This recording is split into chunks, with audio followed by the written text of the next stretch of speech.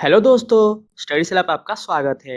आज हम जानेंगे सब चीज़ आईआईटी के बारे में और आज मैं सिर्फ बात करूंगा एडमिशन इन बीटेक और इंटीग्रेटेड 5 ईयर कोर्स। तो सबसे पहले जानते हैं कि आईआईटी है क्या। The IIT stands for Indian Institute of technology.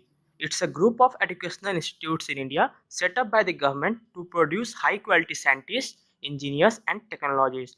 ये जो एक ग्रुप ऑफ एजुकेशनल इंस्टीट्यूट है, इसके अंदर बहुत सारे एजुकेशनल इंस्टीट्यूट आते हैं इंडिया में, जो कि गवर्नमेंट के द्वारा सेटअप किया गया है ताकि हाई क्वालिटी साइंटिस्ट, मतलब बहुत अच्छे साइंटिस्ट, इंजीनियर और टेक्नोलॉजिस्ट जो है, जो कि टेक्नोलॉजी डेवलप करते हैं, उनको जो है प्रोड्यूस किया जाए इंडिया में। ठीक है।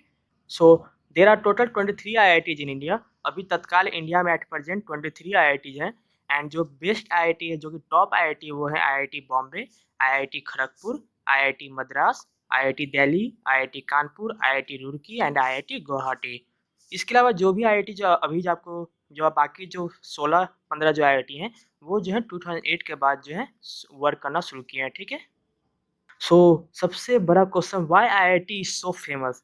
आप सबको जो है क्लास 10 या 9th आते आते आपको सब पता चल जाता है IIT IIT IIT, but IIT इतना फेमस क्यों है? Because IIT offers finest technical education in India. IIT जो है इंडिया में वन ऑफ द कॉलेजेस है जो कि आपको फाइनेस्ट टेक्निकल एजुकेशन प्रोवाइड करता है। ठीक है। And many of IIT graduates got good job in India as well as in foreign countries. India में से आईआईटी से जो बहुत सारे बच्चे जो निकले हैं, उनको जो है बहुत अच्छा जो है जॉब मिला है, हाई सैलरी जॉब मिला है in India as well as in foreign countries. ठीक है। Hundreds of companies come to IIT every year to hire students. ठीक है। हर साल जो है बहुत सारी कंपनी आती है आईआईटी के प्लेसमेंट सेल में, ताकि स्टूडेंट को अपने कंपनी में हायर कर सकें। ठीक है। और भी क्या चीज़ है जिसके कारण आईआईटी फेमस है, तो वहाँ पे आपको बेटर रिसर्च फैसिलिटी मिलता है, आपको बेटर अपॉर्चुनिटीज़ मिलती है लाइफ में। वहाँ पे बहुत सारे अपॉर्चुनिटीज़ मिलेंगे आपको, बेटर फैकल्टी होंगे, आपको इंडिया के one of the best faculty मिलेंगे, बेटर लर्निंग इन्वायरमेंट मिलेगा, मीन्स वहाँ पे आपको सीखने का एनवायरनमेंट मिलेगा, आपको अपने जैसे स्टूडेंट मिलेंगे जो कि आपको जो है आप उससे सीख के आप अपने आप को और बेटर कर सकते हो। बेटर इंफ्रास्ट्रक्चर होगा, क्योंकि इंडिया के टॉप कॉलेजेस हैं ये, तो यहाँ पे बेटर इंफ्रास्ट्रक्चर आप उम्मीद कर सकते हो एंड मेनी मोर थिंग्स। ठीक है। तो इसलिए आईआईटी जो है बहुत ही फेमस है। So why admission in IIT is so tough. So IIT में इतना एडमिशन पाना इतना टफ क्यों है? बिकॉज सीट कम है एंड स्टूडेंट ज़्यादा है, सो वेरी हाई कंपटीशन। ठीक है। 12 to 15 लाख, 12 से 15 लाख कैंडिडेट जो है हर साल जो जेई मेंस एग्जाम के लिए अप्लाई करते हैं, उसमें से सिर्फ 2.5 लाख कैंडिडेट जो है, सिर्फ 2.5 लाख कैंडिडेट जो है जे एडवांस के लिए जो क्वालिफाई कर पाते हैं। और इसमें से भी सिर्फ 25 to 35,000 जो स्टूडेंट होते हैं, वो जे एडवांस एग्जाम को पास कर पाते हैं। और इसमें भी से भी सिर्फ 10 से 12 हज़ार कैंडिडेट को ही आईआईटी में एडमिशन मिल पाता है। तो आप समझ सकते हो 12 से 15 लाख बच्चों में से सिर्फ 10-12 हज़ार बच्चों को ही आईआईटी में एडमिशन मिल पाता। और इसमें से भी सिर्फ 5,000 जो सीट हैं वो बहुत अच्छी सीट है, जैसे कि मैकेनिकल, कंप्यूटर, जो अच्छे जो ब्रांचेस होते हैं, जो कोर ब्रांचेस होते हैं, उसमें आपको एडमिशन मिल पाता है। तो वो उसके लिए आपको जो है 5000 के अंदर रैंक लाना पड़ता है। ठीक है। So how to get admission in IIT. IIT में एडमिशन अगर आपको चाहिए तो उसके लिए सबसे पहले आपको जेईई मेंस क्वालिफाई करना पड़ेगा एंड उसके बाद आपको जो अच्छा रैंक जो है आपको लाना पड़ेगा जेईई एडवांस में। ठीक है। अब बात करते हैं जेईई मेंस एग्जाम होता क्या है। सो जेईई मेंस एग्जाम में 3 सेक्शन होते हैं। एक फिजिक्स होगा, केमिस्ट्री होगा एंड मैथ होगा। ये 3 सब्जेक्ट का पेपर होता है। टाइम 3 घंटा होगा आपके पास। टोटल जो प्रश्न होंगे वो 75 प्रश्न होंगे। और हर एक सेक्शन से जो है फिजिक्स केमिस्ट्री मैथ तीनों से जो है 25-25 क्वेश्चन जो पूछे जाते हैं। एंड टोटल मार्क्स 300 होते हैं। 300 मार्क्स का पेपर होता है। 75 क्वेश्चन है, इंटू 4 300। ठीक है। हर क्वेश्चन का जो 4 नंबर होता है। मार्किंग स्कीम क्या है? 4 नंबर का सही जवाब का, -1 रॉन्ग आंसर का, मीन्स नेगेटिव मार्किंग भी है। And 0 marks for unanswered question. अगर आप उस क्वेश्चन का आंसर नहीं करते हैं तो आपको 0 मार्क्स मिलेंगे। ठीक है। MCQ and numerical based question आते हैं। ठीक है। 20 एमसीक्यू होंगे एंड 5 न्यूमेरिकल बेस्ड क्वेश्चन होंगे। एमसीक्यू मतलब आपको 4 ऑप्शन होंगे, उसमें से कोई एक जो ऑप्शन करेक्ट होगा आपको वो फिलअप करना है।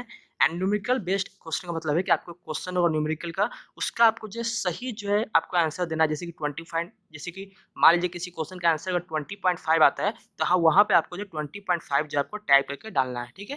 तो ये हो गया न्यूमेरिकल बेस्ड क्वेश्चन। ठीक है। तो आगे बात करते हैं। मीडियम ऑफ पेपर क्या होता है जेईई मेंस का? तो आपका 3 लैंग्वेज में होता है, एक इंग्लिश, हिंदी एंड गुजराती। और ये कब होता है? देखिए जेईई मेंस एग्जाम जो साल में 2 बार होता है, पहला तो होता है स्टार्टिंग ऑफ जनवरी में होता है और दूसरा एग्जाम होता है स्टार्टिंग ऑफ अप्रैल में, ठीक है। और आप दोनों ही एग्जामों में बैठ सकते हैं, जनवरी वाला एग्जाम में भी बैठ सकते हैं एंड अप्रैल वाला एग्जाम में भी बैठ सकते हैं, ठीक है। ये आपकी मर्जी, आप चाहो तो दोनों में या फिर आप किसी एक में भी बैठ सकते हो, ठीक है। दोनों से जो बेस्ट आपका जो मार्क्स आएगा उसको जो कंसिडर किया जाएगा आपके क्वालिफिकेशन के लिए, ठीक है। अब बात करते हैं जेईई मेंस का एलिजिबिलिटी क्या है, मीन्स जेईई मेंस का एग्जाम कौन दे सकता है। जो कैंडिडेट जिस साल एग्जाम देना चाहता है जेईई मेंस का, अगर वो उस साल अगर क्लास 12 का एग्जाम देने जा रहा है या फिर वो क्लास 12 का एग्जाम पास कर चुका है या फिर उससे रिलेटेड कोई अगर दूसरा क्वालिफाइंग एग्जाम जो है सेंट्रल या state and other recognized board से पास कर चुका है तो वो अप्लाई कर सकता है, ठीक है। There is no age limit, ये याद रखिएगा। बहुत सारे बच्चे क्वेश्चन पूछते हैं सर एज लिमिट है या नहीं, लेकिन एज लिमिट नहीं है। लेकिन एक चीज़ का लिमिट है, क्या है, candidates can only attempt for 3 consecutive years starting from year of class 12 का क्वालिफाइंग एग्जाम। कैंडिडेट जो है सिर्फ लगातार 3 साल के लिए सिर्फ अप्लाई कर सकते हैं, जेईई मेंस के लिए अटेम्प्ट कर सकते हैं starting from year of class 12 qualifying exam. Suppose मान लीजिए अगर आप क्लास 12 का एग्जाम अगर 2015 में दे रहे हैं तो आप जो पहला अटेम्प्ट 2015 में दे सकते हो, दूसरा 2016 में और तीसरा 2017 में, और एक साल में आप 2 बार दे सकते हो एग्जाम, तो टोटल आप 6 अटेम्प्ट दे सकते हो। लेकिन एक चीज़ का ध्यान रखना है कि ये एडवांस जो एग्जाम होता है वो सिर्फ आप 2 ही बार दे सकते हो, मीन्स 2015 में दे सकते हो और 2016 में दे सकते हो, आप 2017 में नहीं दे सकते हो। 2017 में सिर्फ आप जेईई मेंस दे सकते हो लेकिन जे एडवांस नहीं दे सकते हो, ठीक है। इस चीज़ का ध्यान रखिएगा। एंड से बाकी क्या है, should have passed class 12 with math and physics. आपका जो क्लास 12 का या फिर जो अदर जो क्वालिफाइंग एग्जाम से आप जो पास करके आए हो उसमें मैथ और फिजिक्स जो होना ही होना चाहिए जेईई मेंस के लिए। And should have taken at least 5 subject in qualifying exam. Qualifying exam means से क्लास 12 एग्जाम या फिर बाकी जो एग्जाम है वो मैं आगे डिस्कस करूंगा, ठीक है। क्वालिफाइंग एग्जाम में क्या आता है, ठीक है। तो should have taken at least 5 subject. So other qualifying exam क्या है, ये तो मैंने सीबीएसई की बात कर लिया, स्टेट गवर्नमेंट की बात कर लिया। उसके बाद कौन कौन सा बोर्ड है जो कि एलिजिबल है, आईसीएसई बोर्ड हो गया, सीआईएससी बोर्ड हो गया, या फिर इंटरमीडिएट और प्री डिग्री कोर्स एग्जाम और pre university course conducted by any of the recognized board university. जो रिकॉग्नाइज्ड बोर्ड हैं जो आईआईटी के द्वारा या फिर जो यूनिवर्सिटी है उनके द्वारा जो इंटरमीडिएट या प्री डिग्री कोर्स जो कंडक्ट किया जाता है, अगर आप वो दे के आए हो, क्वालिफाई करके आए हो, तो आप ये दे सकते हो जेईई मेंस। AICTE और SBTE recognize diploma of at least 3 years duration course भी आप कर सकते हो। HSC vocational examination, the final exam of the 2 year course of the joint services wing of the national defence academy and national institute of open schooling के भी कर सकते हैं अप्लाई, ठीक है। लेकिन आपको ध्यान रखना है कि आपको एटलीस्ट 5 सब्जेक्ट से आपको वो जो है क्वालिफाइंग एग्जाम जो आपको पास करना है, ठीक है। आगे बात करते हैं।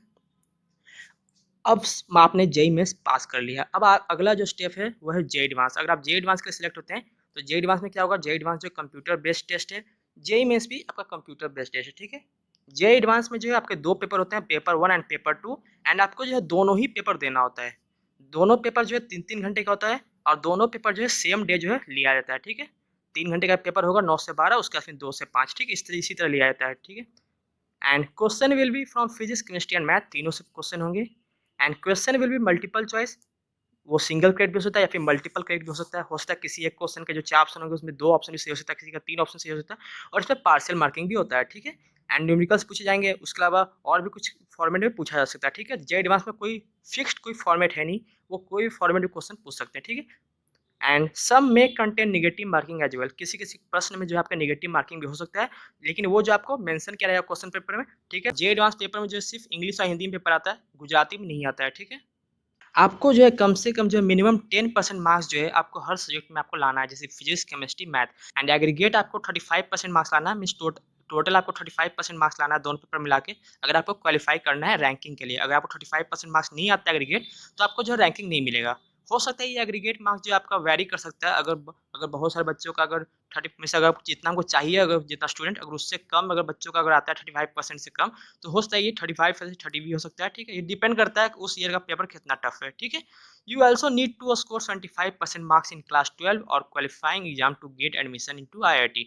आपको जो है एटलीस्ट 75% मार्क्स क्लास 12 में लाना पड़ेगा या फिर टॉप 20 परसेंटाइल में आपका जो परसेंटेज होना चाहिए, तभी जो है आप क्वालिफाई कर सकते हो एडमिशन के लिए, ठीक है। तो ये सब चीज़ आपको पता होना चाहिए। तो आई होप कि आपको सब चीज़ समझ आ गया हो।